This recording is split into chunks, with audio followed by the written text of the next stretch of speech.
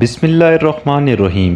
السلام علیکم ناظرین، آپ دیکھ رہے ہیں رائے حق ٹی وی اور میرا نام ہے حمزہ ارشد۔ جب حضرت آدم علیہ السلام کی نسل ان کے جانے کے بعد شرک اور بت پرستی میں مبتلا ہوئی تو اللہ نے حضرت نوح علیہ السلام کو اپنا نبی بنا کر اس امت کی اصلاح کے لیے بھیجا۔ حضرت نوح علیہ السلام نے اس قوم کو 950 سال تک واحد اللہ کی عبادت کا حکم دیا، لیکن یہ قوم پھر بھی بت پرستی میں مبتلا رہی اور چند ایک لوگوں کے علاوہ یہ پوری قوم بت پرستی میں مبتلا تھی۔ تو حضرت نوح علیہ السلام نے ان کو بہت سمجھایا کہ ایک اللہ کی عبادت کرو، اللہ کے ساتھ کسی کو شریک نہ ٹھہراؤ، لیکن انہوں نے حضرت نوح علیہ السلام کی ایک بھی بات نہ مانی۔ ایک روز حضرت نوح علیہ السلام نے لوگوں کو بلایا اور انہیں اللہ کی تبلیغ دی۔ حضرت نوح علیہ السلام بولے، میں یہ نہیں کہتا کہ عبادت چھوڑ دو، عبادت کرو صرف اسی ہستی کی جس نے ساری دنیا پیدا کی۔ ایک شخص نے کہا، نوح تو ایسے ہی کہتے رہتے ہیں، ہم اپنے معبودوں کے خلاف باتیں سننے کے لیے نہیں آئے، ہم تو وہ کرتے ہیں جو ہمارے باپ دادا کیا کرتے تھے۔ آخر میں لوگ اٹھ کے چلے گئے۔ اس کے بعد بھی حضرت نوح علیہ السلام نے ان لوگوں کو کافی مرتبہ سمجھا، پھر بھی لوگ کفر پر ڈٹے رہے، اور پھر حضرت نوح علیہ السلام نے اللہ سے دعا کی کہ اے باری تعالیٰ، میں ان لوگوں کو سمجھا کے تھک چکا ہوں۔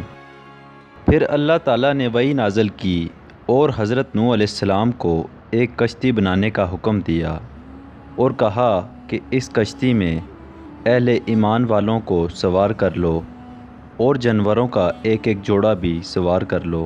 حضرت نوح علیہ السلام نے دیکھا کہ زمین سے چشمے پھوٹ رہے ہیں۔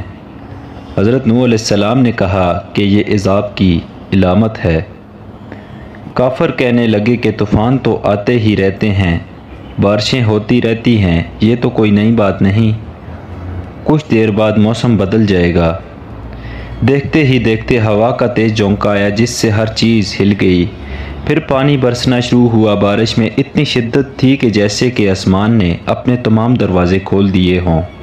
حضرت نوح علیہ السلام نے ایمان والوں سے کہا کہ کشتی میں سوار ہو جاؤ۔ اللہ نے فرمایا کہ ہر قسم کے جانوروں کا جوڑا بھی کشتی میں سوار کر لو۔ حضرت نوح نے اللہ کے حکم کی تعمیل کی، ہر جانور کا جوڑا سوار کر لیا۔ کشتی میں ایک علیحدہ جگہ پر سب جانوروں کو بند کر دیا گیا۔ طوفان چلنے لگا، بارش سے ندی نالے اور زمین پر پانی بھر گیا، پھر زمین کے ہر حصے میں پانی بہنے لگا۔ اب حضرت نوح علیہ السلام کا جہاز تیرنے لگا، پانی اونچا ہو رہا تھا۔ حضرت نوح علیہ السلام کی نظر جب بیٹے پر پڑی تو آواز لگانے لگے، بیٹا اب اس کشتی میں سوار ہو جاؤ، تمہاری جان بچ جائے گی، اب کافروں کا ساتھ چھوڑ دو۔ تو بیٹے نے جواب دیا کہ میں پہاڑی کی اونچی چوٹی پر چڑھ جاؤں گا، وہاں تک پانی نہیں پہنچے گا۔ تب ہی حضرت نوح علیہ السلام کی کشتی پانی کے بہاؤ سے اور اوپر ہوتی چلی گئی، اور یہ طوفان اتنا شدید تھا کہ اس نے ایک بار پھر نئی دنیا کا آغاز کیا۔ چنانچہ جب یہ طوفان تھما تو اس بار ایک نئی دنیا کا آغاز تھا۔ اسی لیے حضرت نوح علیہ السلام کو آدم ثانی بھی کہا جاتا ہے۔ کچھ روایات سے یہ بات بھی ملتی ہے کہ یہ بارش مسلسل 40 دن تک ہوتی رہی، جو کچھ زمین پر تھا سب ڈوب گیا۔ کافروں کا کام تمام ہوا، جو لوگ حضرت نوح علیہ السلام پر ایمان لائے تھے وہ کشتی میں سوار ہو کر بچ گئے۔ کشتی کوہ جودی پر جا کر ٹھہری جسے ارارات بھی کہتے ہیں۔ کشتی میں سب سوار تھے۔ اسی دوران حضرت نوح علیہ السلام کو ایک فاتح نظر آئی، اس کی چونچ میں زیتون کے درخت کا پتا تھا۔ یہ امن و سکون کی علامت تھی، یعنی پانی اتر چکا ہے۔ کوہ جودی یا ارارات مشرقی ترکی میں ہے۔ امید ہے اس ویڈیو سے آپ کو کچھ نیا جاننے کو ملا ہوگا اور یہ ویڈیو آپ کو ضرور پسند آئی ہوگی۔ چینل پہ نئے ہیں تو چینل کو سبسکرائب کر دیں۔ اب میں ملوں گا آپ سے اسی طرح کی ایک نئی ویڈیو میں، تب تک کے لیے اللہ حافظ۔